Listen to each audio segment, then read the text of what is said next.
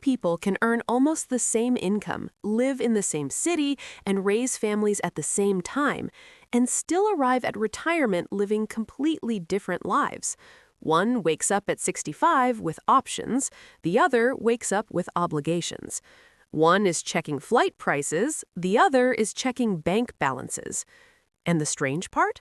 The difference wasn't created in their 20s or 30s. It was decided during one decade that most people completely underestimate, their 40s. Your 20s are about survival. Your 30s are about building, a career, a family, some stability. But your 40s are where your financial momentum either locks in for good or quietly slips away. This is because for the first time, three powerful forces collide at once. You're likely earning more than ever before, you still have enough years left for investments to compound significantly, and many of your biggest expenses, the house, the kids, finally stop accelerating. That combination creates something incredibly rare: financial leverage.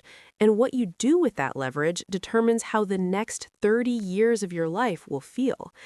Here's the invisible fork in the road that most people miss. Nothing dramatic happens in your 40s. There's no single catastrophic decision. Instead, life just improves slightly.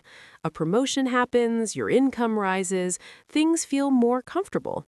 And slowly, almost without notice, your lifestyle expands to match. A slightly bigger house, a nicer car, better vacations, small upgrades that feel completely deserved.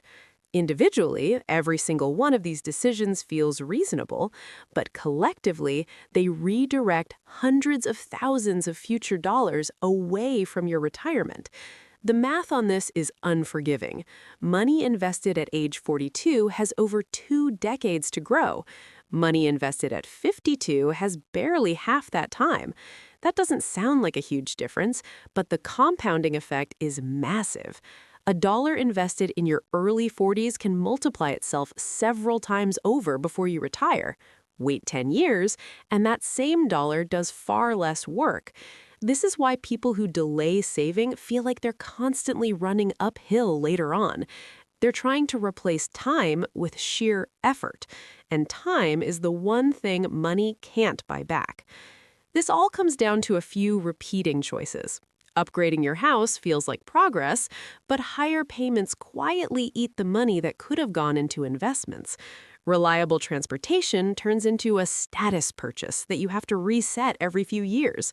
Your income grows, but your savings rate stays flat. This is the definition of lifestyle inflation. There's a powerful psychological trap here, too. After decades of working, you finally feel like you've earned the right to enjoy your success. And that feeling is completely understandable.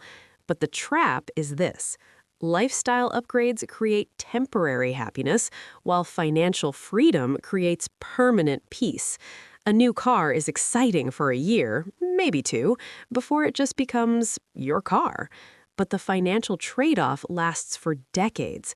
The real reward of your peak earning years isn't consumption, it's optionality, it's freedom. People who reach retirement comfortably don't live radically different lives. They just make one consistent choice. When their income rises, a part of it automatically goes to their future every single time. They define what enough looks like for their family early on, and they treat their 40s not as a reward phase, but a conversion phase, the time to turn income into true independence. So picture yourself decades from now. Morning sun, quiet house.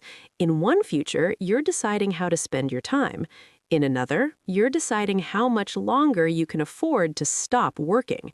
Both of those futures are being built right now through the ordinary decisions you make. Your 40s may not feel dramatic while you're living them, but they are quietly deciding everything that follows.